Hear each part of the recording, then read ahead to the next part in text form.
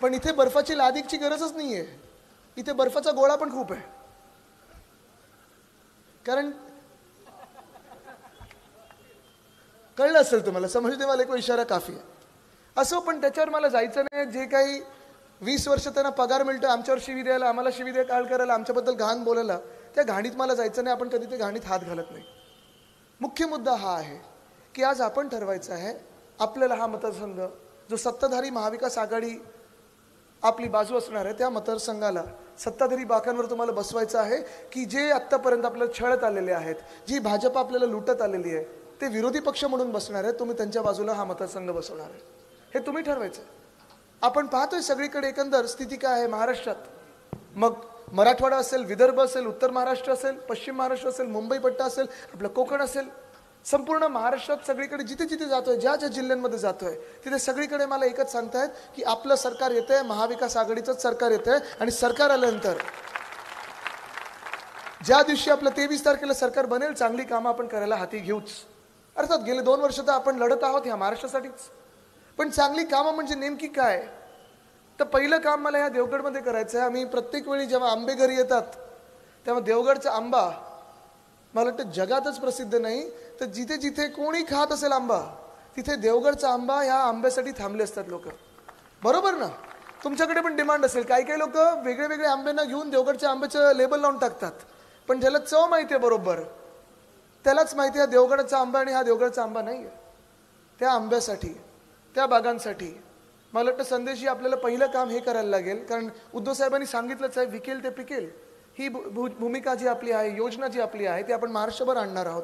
पण इथून या आंब्यांसाठी खास जागतिक पातळीवर आपण फूड प्रोसेसिंग युनिट सारखं काहीतरी वेगळं करता येईल का, जेणेकरून फक्त महाराष्ट्रात नाही, फक्त देशात नाही, तर जगात वेगळे वेगळे जिथे देश आहेत तिथे आपल्या देवगडचा स्टॉल लागू शकेल कसा, आपल्या इकडची मातीतली माणसं कसे जाऊ शकतील आणि आपला आंबा तिथपर्यंत पोहोचू कसं शकेल, ह्याच्यावर आपण लक्ष केंद्रित करायला पाहिजे, अभ्यास देखील करायला पाहिजे. अनेक फार्मर प्रोड्युसर कंपन्या आहेत, मी त्यांच्याशी सतत बोलत असतो. नाशिकमध्ये मोठे मोठे फार्मर प्रोड्युसर कंपन्या आहेत, त्यांची काही काही इथे देखील बागा आहेत. पण हे एक व्याप्तीची वाढवायची कशी, प्रत्येक बागांपर्यंत पोचायचं कसं. कारण मला माहिती आहे जे फळ पिकासाठी पण जे विमा आहे ती देखील थोडा आपल्याला वेगळा विचार करावा लागणार आहे.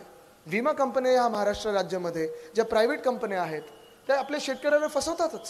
मग ते मराठवाड्यात असो, कधी विदर्भात असो, कधी इथे असो, तिथे तसं वेगळ्या पिकांसाठी असतं. इथे फळ पीक जे असतं आपलं, त्या विमा कंपन्या देखील आपल्याला पुनर्विचार करायला लागेल. आणि ते शासन मार्फत काही आपल्याला करता येईल का, सरकारी म्हणजे तुमच्या विश्वासातलं, तुमचा आवाज जिथपर्यंत पोहोचू शकेल असं काही वेगळं करता येईल का, ह्याच्यावर मला एक काम करायला संधी मिळणार आहे. आणि संधीची आपल्याला संधी सोडायची नाहीये. कारण आपलं येत आहे सरकार, हे दिसायला लागलेलं आहे सगळीकडे. आपण बघतोय की महाविकास आघाडीचं सरकार येत आहे आणि आल्या आल्या आपल्याला कामाला लागायचं आहे. 23 तारखेला 5 वाजल्यापासून तुम्हाला आमदार म्हणून कामाला लागायचंच आहे. तुमची धावपळ मी बघितली, धडपड ह्या मतदारसंघासाठी बघितलेली आहे. मी जेव्हा उद्धव साहेबांच्या मंत्रिमंडळात पर्यावरण मंत्री, पर्यटन मंत्री म्हणून काम करत होतो, अनेक दौरे इथे आपण केलेत. मग ते विनायक राऊत साहेबांबरोबर केलेत, आपल्या सगळ्यांबरोबर केलेत, सुशांतजी तुमच्याबरोबर केलेले आहेत, वैभवजींबरोबर केलेले आहेत. आणि त्यावेळी सतीशजी असतील, सगळेच हे माझ्या आजूबाजूला जे सहकारी बसलेले आहेत. मध्ये मध्ये मला कधीतरी संदेशजी गाडी अडवायचे आणि मला संदेशजी इथे काय ना, तुम्ही इथे फंड दिलाय, इकडे भूमिपूजन करायचंय. ठीक आहे चला भूमिपूजनला उतरलो. परत जायचो, तिथून काहीतरी बनलेलं दिसायचं, थांबवायची गाडी, आता उद्घाटनाची वेळ आली. पण ही धडपड जी आहे मतदारसंघासाठी, ही धडपड जी आहे जनतेसाठी, ही फार महत्वाची आहे. आश्वासनं अनेक मिळू शकतात. ह्या पुढच्या 48 तासामध्ये आमिष दाखवली जातील, धमकवलं जाईल, कोणाला उचलण्याचा प्रयत्न होईल, कोणाला दाबण्याचा प्रयत्न होईल, कोणाला चिरडण्याचा प्रयत्न होईल. मी तुम्हाला एक सांगतोय, घाबरू नका, लढायचं तर लढा, पण ह्या गुंडगर्दीला आपण घाबरायचं नाही. उचलून दाखवलेलं आणि पुन्हा उचलू, पण कोणाच्याही अंगावर गेला तर तुम्हाला शिंग काय असतात हे आम्ही दाखवल्याशिवाय राहणार नाही, वाघनखं काय असतात ही दाखवल्याशिवाय राहणार नाही. शांतता आम्ही पाळू शकतो आणि आम्ही पाळणार. आम्हाला निवडणूक आयोगाचे कायदे कानून माहिती आहेत आणि ते आम्ही पाळू. पण सरकार आल्यानंतर ज्यांनी ज्यांनी या नागरिकांना त्रास दिलेला आहे, छळलेलं आहे, आणि आता जर तुम्ही पुन्हा एकदा त्यांना निवडून दिलं तर वरती पण ते, खालती पण ते, तुम्ही विचार करा किती छळ होऊ शकेल. मुंबईत देखील आम्ही चर्चा करतो की खासदारकी जिंकल्यानंतर किती इथं दबाव वाढला असेल, काय झालं असेल, आमदारकी जिंकल्यानंतर काय होईल. पण मला विश्वास आहे आपल्या कोकणी माणसावर, कारण हाच कोकणी माणूस आहे जो मुंबईमध्ये मेहनत करत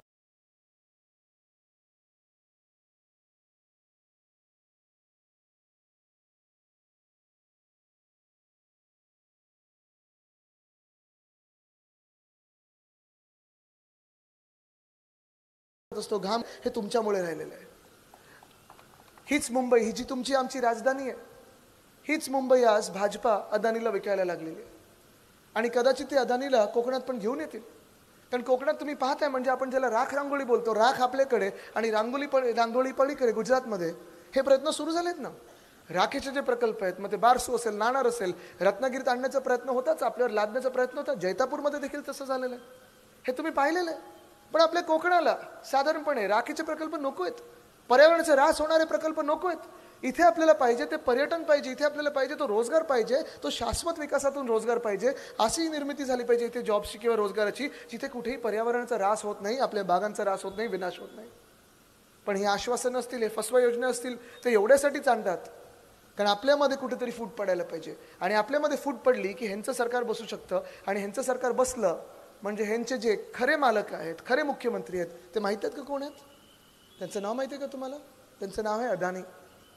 मुंबई जी तुमची आमची राजधानी, मी हे तुम्हाला परत परत एवढ्यासाठीच सांगतोय कारण तुम्हाला मुंबईवर अधिकार जर कोणाचा असेल तर पहिला अधिकार हा तुमचा आहे, आपल्या महाराष्ट्राचा आहे, अदानीचा नाही.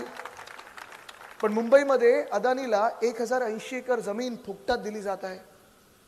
इथे किती लोकांचे परिवार मुंबईतच, जरा हातवरती करून सांगा, कोणीतरी मुंबईत असेलच, आहेत ना सगळ्यांचे.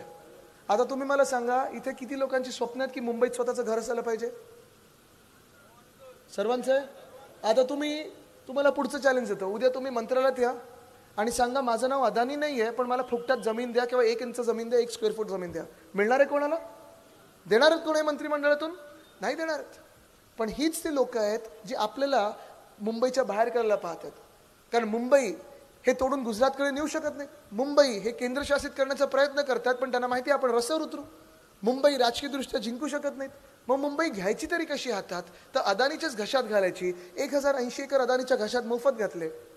एक सुद्धा रुपया द्यायचा नाही अदानीने, कुठचाही कर द्यायचा नाही अदानीने. कायदे कानून जे असतील ते आपल्या राज्य सरकारचे नाही, महानगरपालिकेचे नाहीत, पण स्वतःचे अदानी लागू करणार. हे असं जर चालायला लागलं तर आपला महाराष्ट्र आपल्या हातात तरी राहणार आहे का, हा तुम्ही विचार करायचा. अनेकदा लोक इथे येऊन तुम्हाला काय काय वेगळ्या वेगळ्या गोष्टी सांगू शकतील. इथे महिला उपस्थित आहेत, खूप मोठ्या संख्येत महिला उपस्थित आहेत. या गेल्या 2 महिन्यामध्ये एक फसवी योजना महिलांसाठी त्यांनी इथे आणलेली आहे, महाराष्ट्रात आणलेली आहे. माहिती कुठची सांगू शकाल का? लाडकी बहीण. किती मिळतात? किती मिळतात? 1500 मिळतात ना. पुरेसे आहेत? पुरेसे आहेत का? नाही आहेत. आणि हेच 1500 म्हणजे तुम्ही विचार करा, आता 2024ला ते 1500 देत आहेत. हीच ती भाजपा होती. 2014 मध्ये प्रचार करत होती, आपल्याला प्रचार करायला लावला होता. तेव्हा किती देणार होते?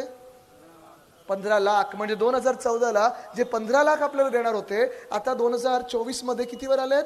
1500वर आलेत. बघा किती मोठी जादू करतात, किती शून्य गायब केले. आणि हीच ती भाजपा आहे. ह्यांना लाज वाटणार नाही, जर चुकून परत एकदा जिंकून आले तर ह्या 1500 मधून पण 2 शून्य काढतील आणि 15 रुपयाचा चेक आपल्याला वाटप करतील. आहेत निर्लज्ज लोक आहेत.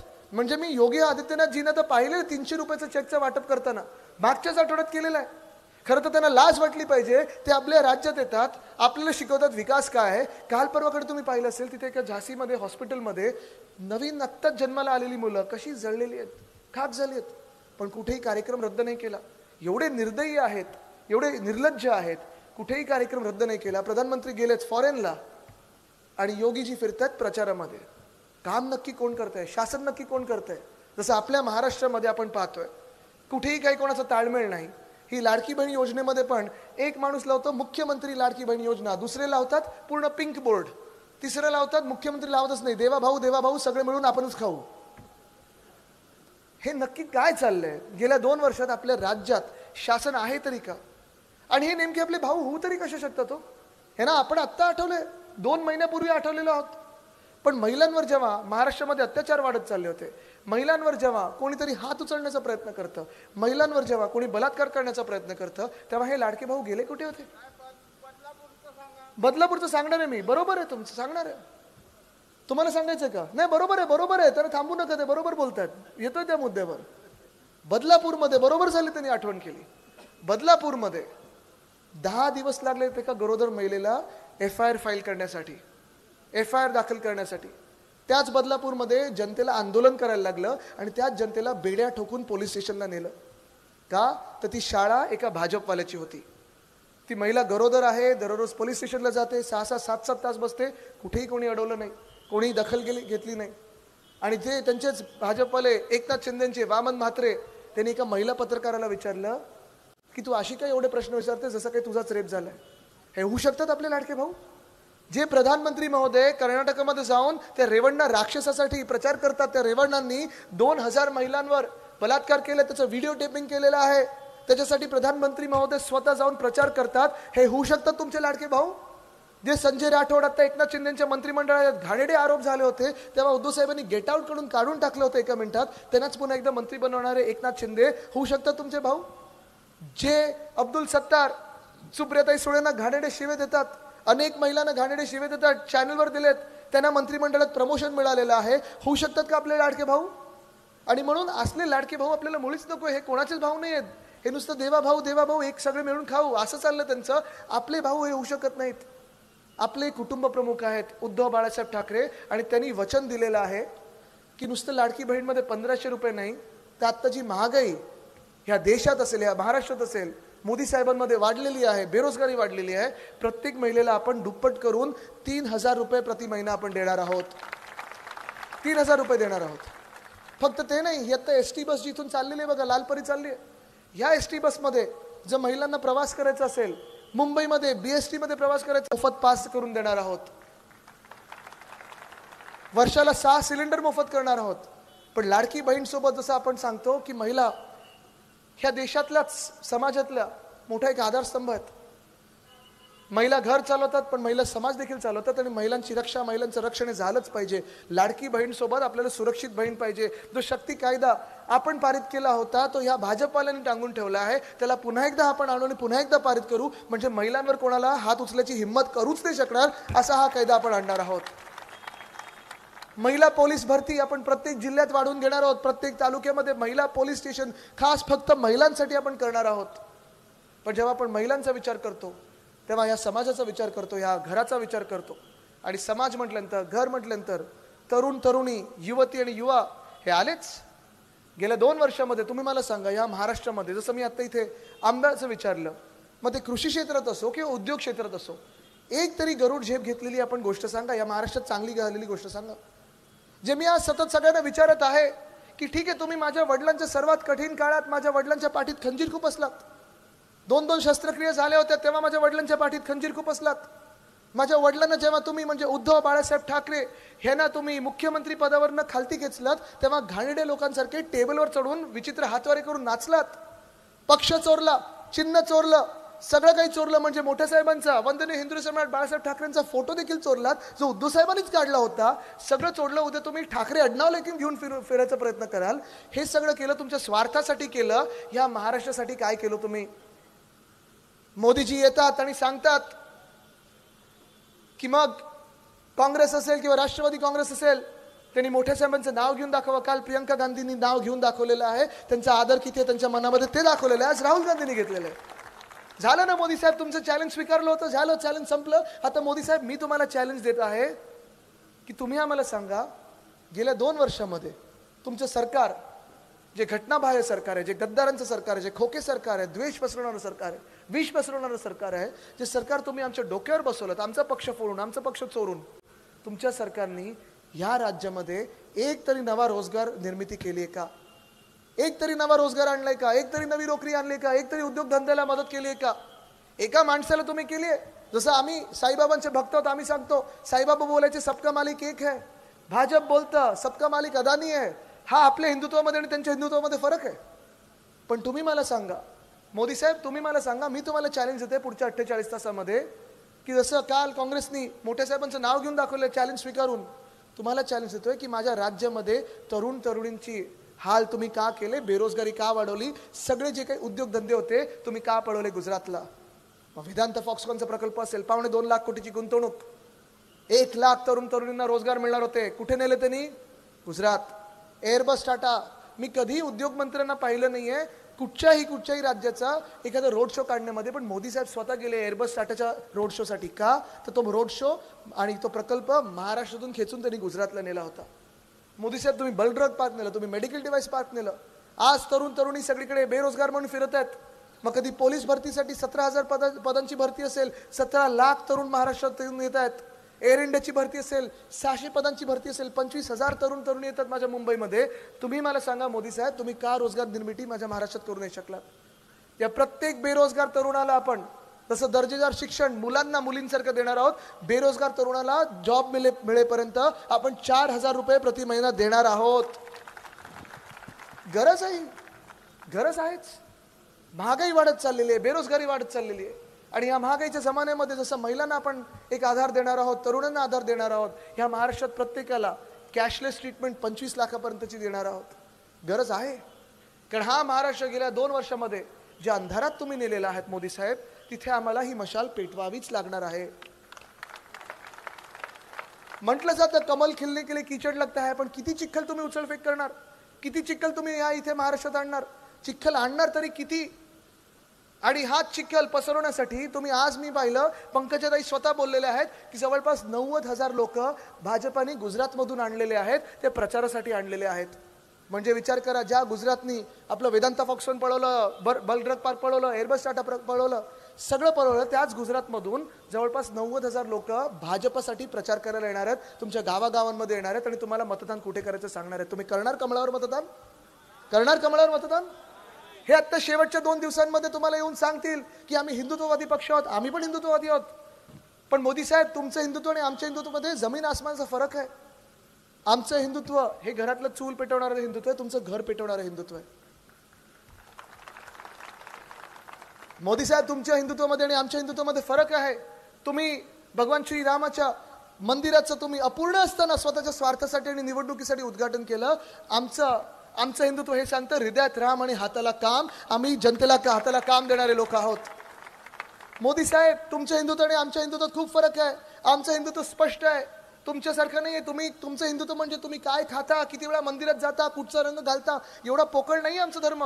आमचा धर्म हा खूप महत्वाचा आहे, मोठा आहे आणि खूप खूप गहरा आहे. आमचा धर्म म्हणजे रघुकुल रीत सदा चली आहे, प्राण जाय पर वचन न जाय, हे आमचं हिंदुत्व आहे. जी वचनं आम्ही दिली आहेत ती आम्ही पुरी करून दाखवू. कारण इथे देखील मला आता अनेकदा मी ऐकत असतो, पण आता पण खास मी विचारलं की पाण्याच्या प्रश्नाचं काय झालं? नळ पाणी योजना असेल, काय झालं? मग या 2 वर्षात सत्ताधारी होते ते काय करत होते? सगळीकडे जाऊन सांगतात, हिंदू मुस्लिम मध्ये वाद निर्माण करण्याचा प्रयत्न करतात. तुम्ही मला सांगा, ज्यांना आज घरात पाणी मिळत नाहीये ते काही हिंदू नाही आहेत? जी योजना लोकांपर्यंत पोहोचत नाही ते काही हिंदू नाही आहेत? पण उगीच काहीतरी बटेंगे तो कटेंगे, म्हणजे भाजपवाले हे बटेंगे कटेंगे लुटेंगे छाटेंगे मारेंगे त्याच्या पुढे जातच नाही. हो, जातच नाहीत. 10 वर्षात ह्या देशामध्ये केलं तरी काय? हे जर उत्तर मिळालं, 2.5 वर्षात महाराष्ट्रात केलं तरी काय? जसं मी सांगतो, महाविकास आघाडीच्या काळात आम्ही 6.5 लाख कोटीची गुंतवणूक आणली, मॅग्नेटिक महाराष्ट्राचे कार्यक्रम घेतले. जेव्हा सरकार आमचं स्थापन झालं होतं, 2 लाखापर्यंतची सगळ्या शेतकऱ्यांची कर्ज माफ करून टाकली होती, मुक्त करून टाकलं होतं. महिलांच्या सुरक्षेसाठी आम्ही शक्ती कायदा आणला होता. सगळ्या शहरांमध्ये असेल, सगळ्या ग्रामीण भागांमध्ये असेल, वेगळे शाश्वत विकासाचे कार्यक्रम राबवत होतो. याच जिल्ह्यामध्ये मी पर्यटन मंत्री असताना आरमार बोट आणली, इथे तारकर्लीला आपण स्कुबा डायव्हिंग सेंटर सुरू केलं. हे सगळं काही करत होतो. तुम्ही एक तरी मला भाजपवाला दाखवा ज्यांनी तुम्हाला अशा कामाची यादी करून दाखवलेली आहे. पण मोदी साहेब येतात आणि सांगतात एक रहेंगे तो सेफ रहेंगे. मी पण सहमत आहे. इथून पुढे निघत असताना मी सांगतो एक रहेंगे तो सेफ रहेंगे. आपण सगळे त्यांच्या भांडणात अडकलो नाही, वादात अडकलो नाही, जातीच्या भांडणात, धर्माच्या भांडणात आपण विखुरले नाही गेलो. आपण जर महाराष्ट्र म्हणून एक राहिलो ना, तो एक रहेंगे तो भाजप से 2 हात दूर सेफ रहेंगे. हेच भाजप आपल्याला सांगायचा प्रयत्न करते. आणि म्हणून मी तुम्हाला विचारत आहे पुन्हा एकदा, ही जी गेल्या काही दिवसांमध्ये, काही वर्षांमध्ये गुंडगर्दी चालू आहे, चिंदी चोरी चालू आहे, कोंबड्यांपासून जमिनी पडवणं सुरू आहे, तुम्हाला मान्य आहे?